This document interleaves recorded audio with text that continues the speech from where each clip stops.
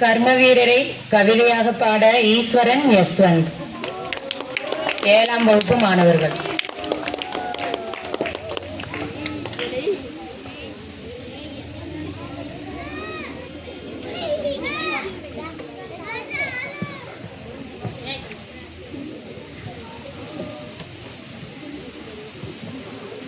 அனைவருக்கும் வணக்கம்.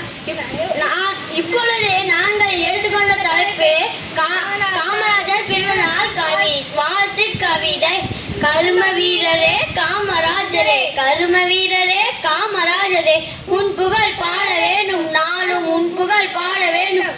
ஊருக்கு ஒரு பள்ளியை திறந்தார், உலகை அறிய வைத்தார், மாணவர் மனதை அறிந்தார், மத்திய உணவை கொடுத்தார், எப்போதும் எளிமையாய் இருந்தார், ஏழைகளை உயர வைத்தார்.